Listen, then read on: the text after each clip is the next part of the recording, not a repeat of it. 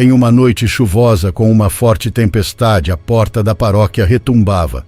Alguém a batia fortemente e sem parar. O padre Henrique correu até ela e, ao abri-la, ficou surpreso com a presença de um homem. Roberto, o que está fazendo aqui? Henrique, ajuda-me. Estou morrendo. Deixa-me te ajudar e tenta se levantar. Abraça-me forte. Olha só para ti, está só pele e osso. O que aconteceu com você, meu irmão? Está muito abatido. Henrique, você é a única família que tenho. Não queria morrer sozinho nos Estados Unidos, como um cachorro.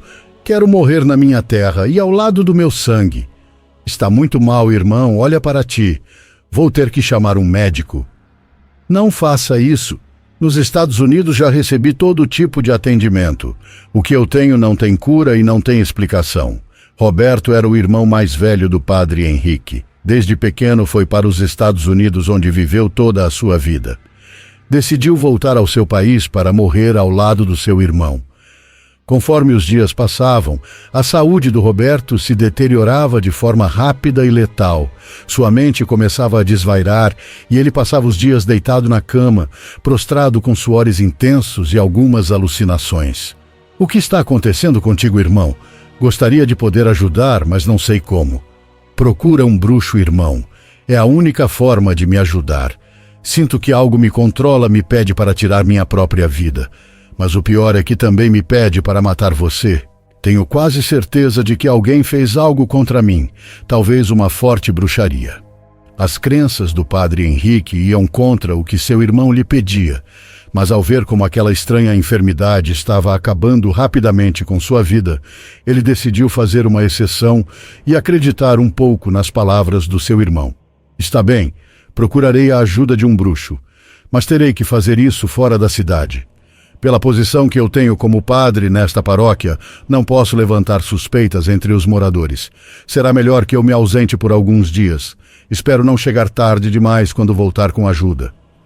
O padre Henrique começou sua jornada, indo de cidade em cidade, perguntando aos habitantes sobre a existência de algum tipo de bruxo, macumbeiro ou curandeiro. Assim chegou em São Pedro do Norte. Após conversar com um morador, revelaram-lhe minha localização. Ele dirigiu-se até minha casa e foi então que o conheci. Lembro-me muito bem de quando bateu à minha porta pela primeira vez. Às suas ordens, padre. O que o traz por aqui? Como sabe que sou padre? Posso sentir, vejo mais do que o senhor imagina. Sei que se surpreende com minha presença. O senhor sabe perfeitamente que a igreja não concorda com esse tipo de crenças, muito menos valida a existência da bruxaria. Mas tomei a liberdade de vir até aqui por um caso extremamente estranho e de natureza pessoal. E do que se trata, padre? Meu irmão está morrendo lentamente. Gostaria que revisasse o caso dele. Sei muito bem, padre. A igreja sempre quer ter a sua verdade. Acreditam que existe uma energia no céu que é a única capaz de salvar o homem. Mas tiram o crédito da energia do mal. E vou lhe dizer algo, padre. Essa energia existe e eu vou mostrá-la. Peguei algumas das minhas coisas e partimos para aquela paróquia localizada em Santa Luzia. Era um lugar um tanto afastado da região onde eu vivia em São Pedro do Norte. Ao chegar, fiquei muito surpreso com o estado do irmão do padre. Roberto estava em pele e osso, com olheiras profundas, e quase sem cabelo. Seu corpo emanava constantemente suor, acompanhado de um cheiro pútrido. Mas isso não era tudo. O alimento que ele ingeria era defecado quase instantaneamente. Seu organismo era um caso muito difícil de tratar, mas eu estava certo de que ele carregava pura bruxaria. Boa tarde, Roberto. Como você se sente hoje? Preciso que me responda algumas perguntas. Sei que vem dos Estados Unidos e viveu toda a sua vida por lá, mas me conte como você se comportou naquela nação. Fez muito mal por lá, não é verdade? Roberto começou a confessar toda a sua vida de luxúria e pecado. Não vou mentir. Não fui uma boa pessoa nos Estados Unidos. É uma nação que incita ao pecado. Tive muitas mulheres e as usava para meu prazer. De muitas dessas eu também as humilhei. Cometi várias fraudes de um estado a outro, sempre procurando problemas. Caí nos excessos do álcool. A verdade é que não fui um bom homem. Agora entendo tudo, rapaz. Tenho certeza de que muita gente quer vê-lo morto. Alguém fez trabalho contra você. O que menos importa agora é saber quem é o responsável. O que devemos nos concentrar é em tirar dessa bruxaria obscura. Sou muito bom no que faço, mas no seu caso não posso prometer muito. Você está na linha da morte. Senhor Abelino, faça tudo o que estiver ao seu alcance. Não importa o que custe. Apenas salve a vida do meu irmão Roberto. Farei tudo o que puder, Padre Henrique. Como disse, não vou prometer nada. A partir daquela tarde, começamos a trabalhar na cura do Roberto. Volte ao seu espírito, Roberto. Não deixe que o mal consuma sua mente ou seu corpo. Você é mais do que carne. Realizei uma limpeza no seu corpo e também no seu espírito. Fiz infusões e dei para ele beber, para quebrar aquela bruxaria. Não seria fácil, mas sabia que podíamos conseguir. Beba isso, Roberto. Cheira horrível e está muito amargo. Não acho que eu consiga beber. Apenas beba tudo. Sua vida depende disso, rapaz. Senhor Abelino, como vê o progresso de meu irmão? Você acha que ele pode ser salvo? Padre Henrique, terei que monitorá-lo diariamente. O melhor será que eu fique morando aqui na paróquia por um tempo. Só o tempo dirá se seu irmão tem força para sobreviver. Durante 2 meses, estive cuidando do corpo do Roberto, fazendo-lhe limpezas, dando-lhe chás curadores, expulsando todo o mal do seu corpo. Ele foi se recuperando e sua vida já não corria mais perigo, e sua saúde física e mental retornou rapidamente. Meu trabalho naquela paróquia estava terminado. Era hora de voltar a São Pedro do Norte. Padre Henrique, meu trabalho aqui terminou. É hora de nos despedirmos. Espero que agora o senhor acredite na existência do mal e também nas suas forças sombrias. Nem tudo é curado pelos seus santinhos de barro e gesso. O padre ficou em silêncio por um instante. Espere, Abelino. Não vá. Por que não fica na cidade? Tive uma ideia. Acho que você pode me ajudar. Sabe, padre, se houver uma boa recompensa, eu não tenho problema nenhum em ajudar. Já deve ter percebido, Abelino, que essa cidade é muito pobre. Os políticos só vêm para levar o dinheiro. A paróquia está deteriorada. A escola em péssimas condições, os serviços são escassos, o gado morre e as pessoas estão cada vez mais pobres. Quero dar uma lição a toda essa classe política. Quero que devolvam ao povo tudo o que levaram. E como pretende conseguir isso, padre? Você é bom no que faz, Abelino, e quer usar seus conhecimentos de bruxaria contra todos esses homens. Conte comigo, padre, mas lhe direi uma coisa. Com bruxaria não se brinca, sempre há um preço a pagar. Se o senhor não se importar, desde que seja para o bem do povo, eu lhe ofereço minha ajuda e lealdade. Depois de tomar essa decisão, eu sabia muito bem que agora teria que viver naquela cidade. Então aluguei uma pequena casa bem próxima ao centro da cidade. Aquele lugar havia me encantado para viver. Quanto a Roberto, ele não tinha mais destino. Não sabia se voltava para os Estados Unidos ou ficava em Santa Luzia. Mas o padre Henrique já tinha um plano para a sua nova vida. Roberto, meu irmão, agora que recuperou tua saúde, o que pensas fazer? Aonde pensas ir ou em que vai trabalhar? Como levarás tua vida daqui para frente? Não sei fazer nada, irmão, e não tenho nenhum ofício. Não posso voltar aos Estados Unidos. Será muito complicado para mim. Já imaginava isso, mas eu vou te ajudar. No entanto, teremos que ser muito cuidadosos. Ninguém pode nos descobrir. Veja, tome esta Bíblia. Decore todos os seus versículos e salmos. Tome também esta túnica. A partir de agora, você a vestirá todos os dias. Sim, irmão, a partir de hoje você será um padre como eu. Me ajudará a conduzir esta paróquia. Esse será nosso segredo. E foi assim que o padre Henrique e seu irmão Roberto começaram a enganar todo o povo. De um dia para o outro, Roberto havia se tornado mais um padre naquela paróquia. Ele se apresentou a todo o povo na missa dominical. Irmãos do povo, quero lhes apresentar o padre Roberto. Ele veio para apoiar a paróquia promovendo a palavra de Cristo. Sintam-se à vontade para receber sua bênção, seu amor e, acima de tudo, seu conselho. Roberto dirigiu algumas palavras ao povo. Meu coração e minha vida estão totalmente dedicados ao Senhor. Espero ajudá-los a serem pessoas melhores, guiá-los no caminho de Deus. Todo o povo festejava a chegada do novo padre. O que eles não sabiam é que, na verdade, ele era um impostor. Eu era a única pessoa que sabia o grande segredo daqueles padres. Roberto imitou perfeitamente o comportamento do irmão, tornando-se em pouco tempo um grande orador.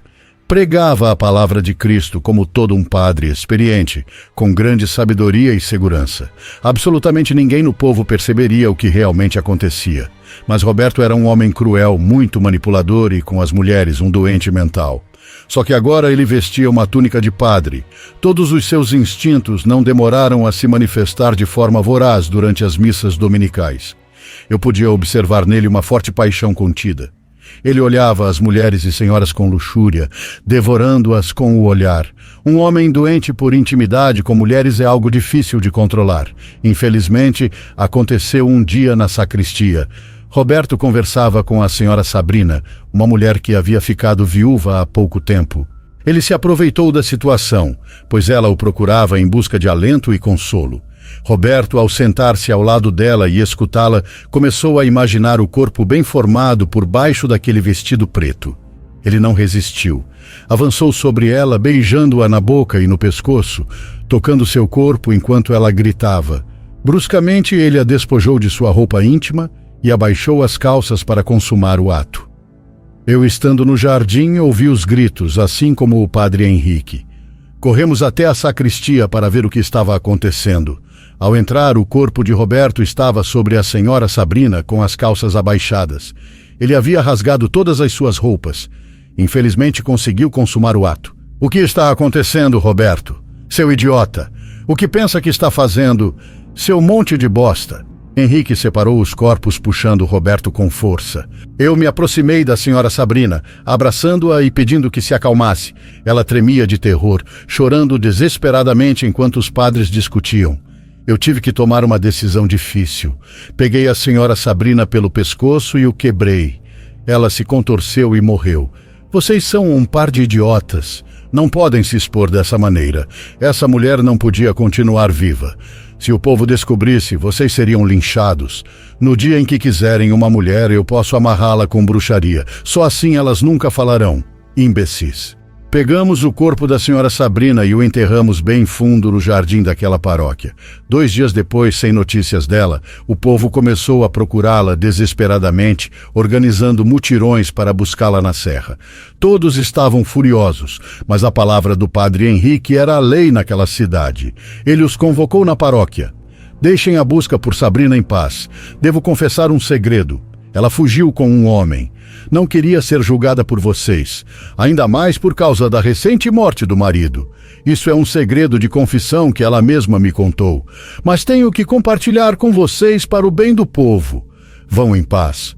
O povo acalmou sua raiva. Todos acreditaram na mentira de Henrique.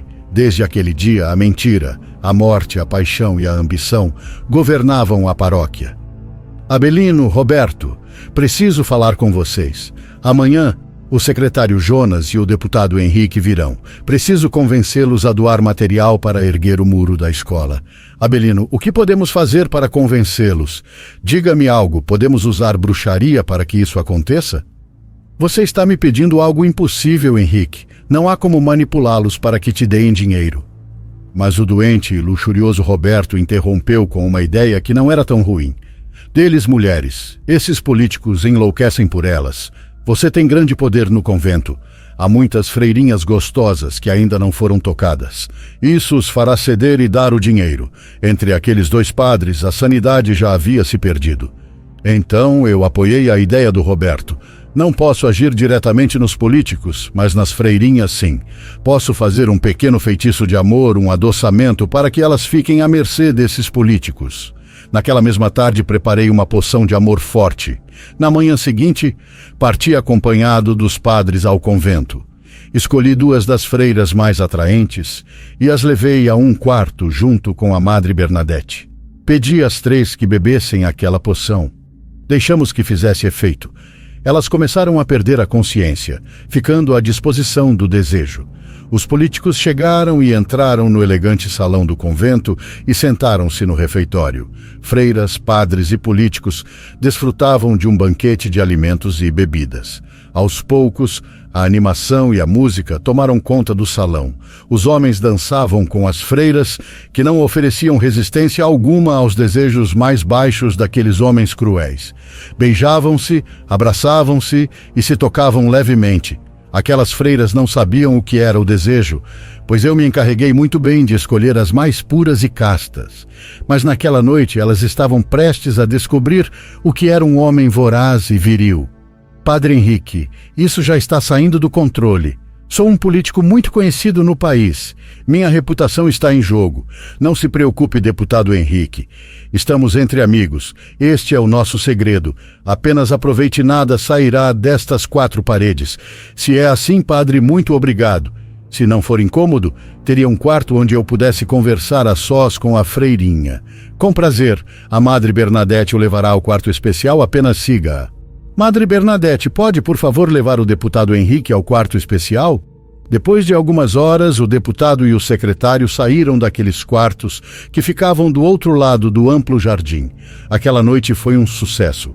Padre Henrique, Padre Roberto, é hora de nos retirarmos. Agradecemos sua grande hospitalidade e discrição. Deixo-lhes este cheque. Considerem-no um adiantamento para erguer o muro da escola da cidade. Se continuarem nos tratando assim, mais coisas boas virão. Boa noite, senhores. Aqueles homens elegantes e poderosos partiram do convento. O tempo começou a passar.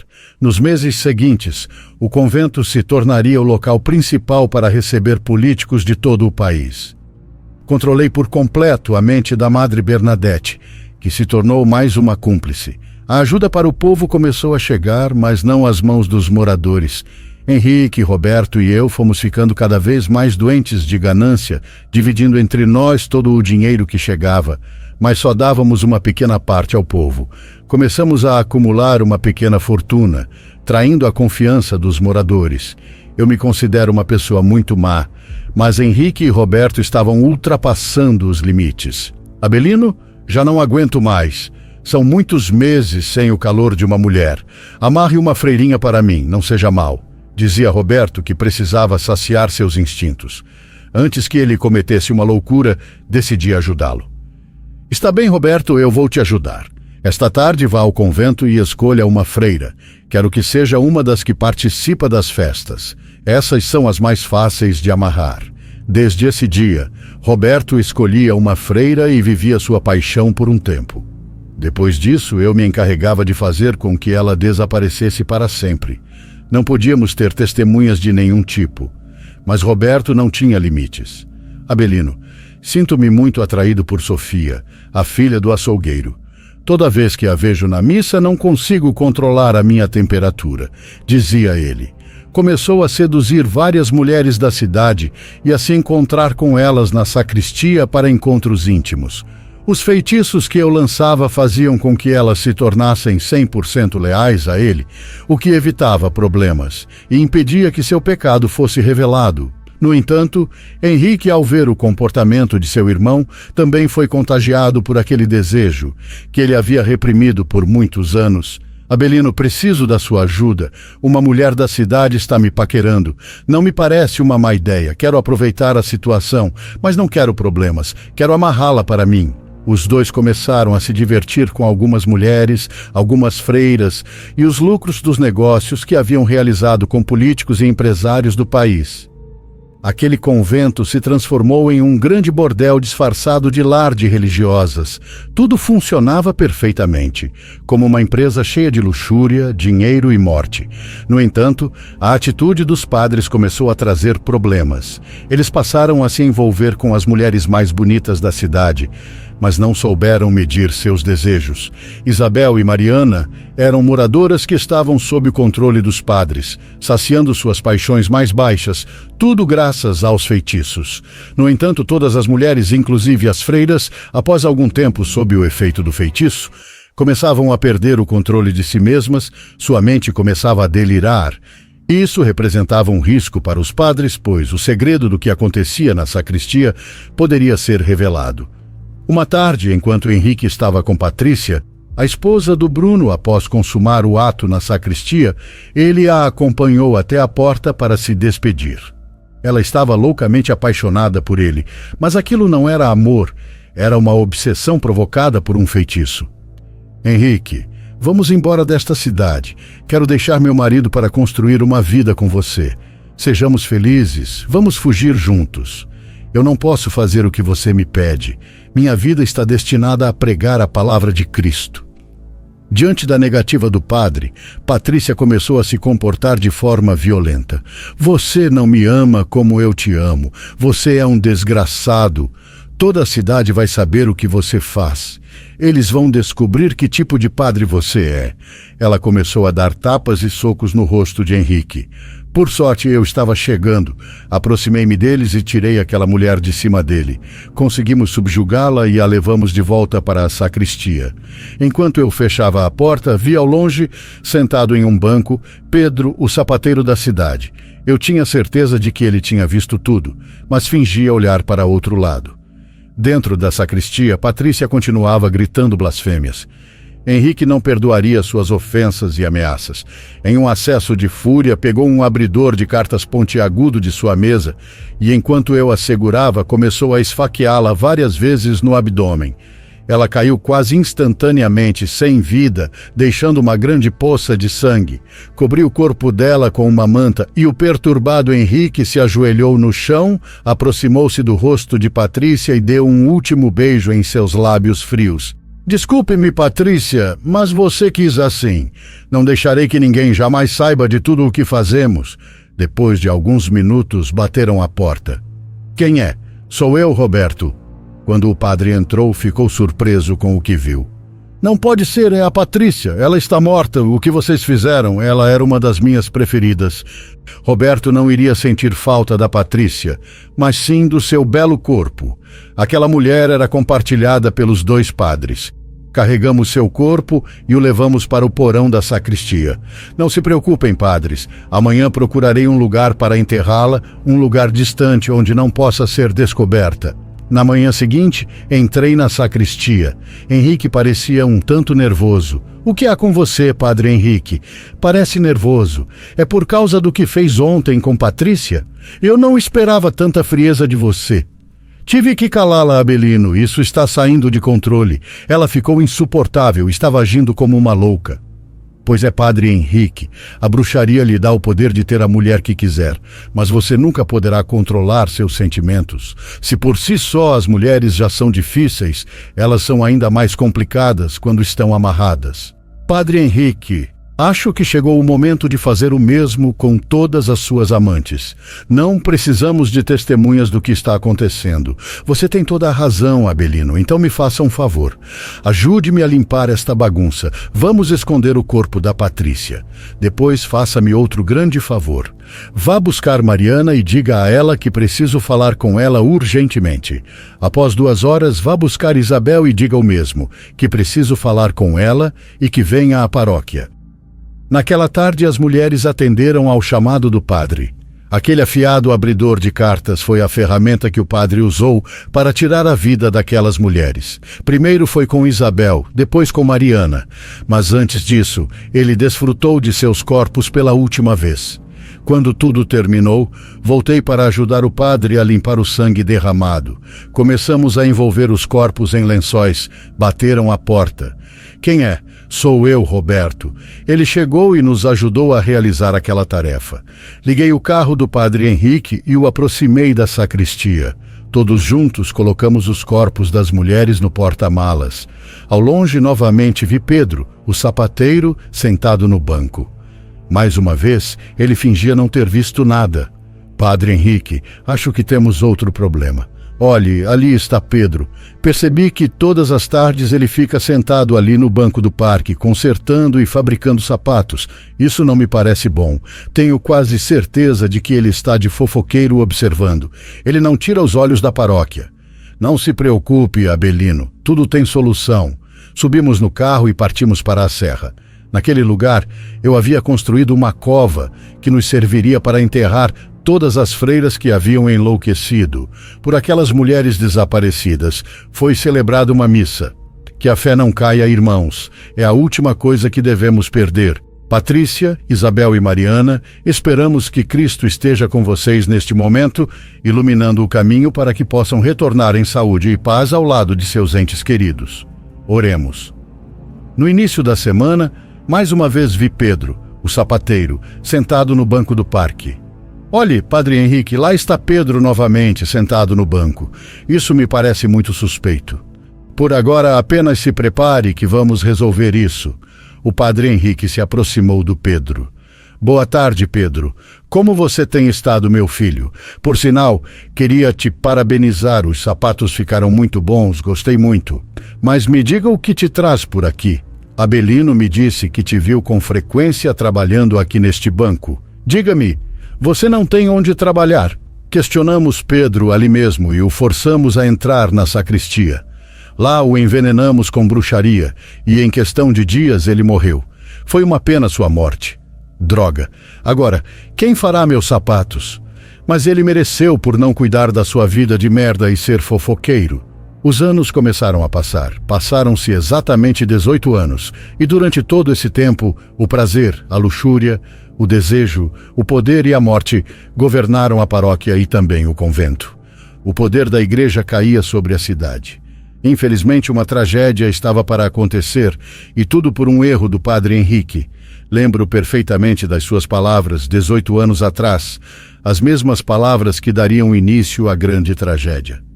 Abelino, preciso que você faça isso. Quero ter a senhorita Flor. Não quero que me questione, apenas faça. Amarre-a para mim, para isso te pago muito bem. Tenha cuidado, Henrique, porque vejo como você olha para a Flor. Você a olha com olhos de amor. Talvez você tenha razão, Abelino. Sinto algo por ela e o sentimento é bastante forte.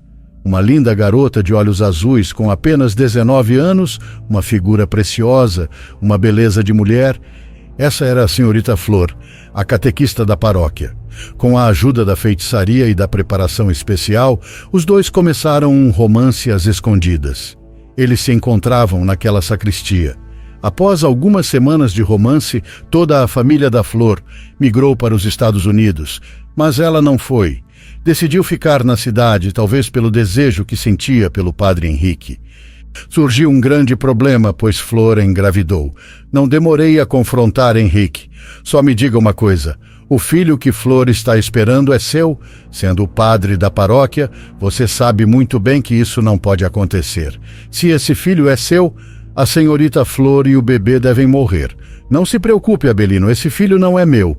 Ao que parece, é fruto de um romance que Flor tem com o filho do senhor Gilberto. Como padre da igreja, não permitiria um pecado tão grande. Flor é de grande ajuda para a paróquia. Lembre-se de que ela dá catecismo, ajudando as crianças a receber a palavra de Deus. Já a desfrutei bastante. Agora só quero ajudá-la a seguir em frente com seu filho. Só espero que você não esteja mentindo. Se for assim, pode colocar absolutamente tudo em risco. Se a cidade souber, vão te linchar. Assim foi que, depois de 18 anos, pude perceber que Henrique me havia mentido todos esses anos, pois o fruto daqueles encontros com Flor o havia feito pai de uma menina. Seu nome era Mônica. Aquela menina foi crescendo ao lado de sua mãe, sempre perguntando quem era seu pai. Quando ela tinha 15 anos, Flor decidiu revelar à filha que seu pai era o Padre Henrique. Mas ele não podia permitir que isso viesse à tona e decidiu calar Flor para sempre. Naquela mesma tarde, a Madre Bernadette encontrou a menina desamparada na rua. Ela a levou para o convento e, com o tempo, a fez estudar e se formar como freira. Mas Madre Bernadette não era besta, pois, ao ver sua grande beleza, sabia que podia fazer dela um bom produto para aquele bordel do convento. E assim aconteceu. Ao completar a maioridade, Mônica começou a compartilhar sua escultural beleza com os políticos e empresários dentro do convento. Chegou o dia em que os padres também deveriam desfrutá-la. Um dia, durante essas festas, Roberto disse à Madre Bernadette: "Madre, que grande beleza tem a garota chamada Mônica. Por favor, traga-a à paróquia na próxima terça-feira à tarde. Irmã Mônica, tome um bom banho e perfume seu corpo. Iremos à igreja visitar o Padre Roberto. A madre preparou o encontro, transferindo-se para a sacristia.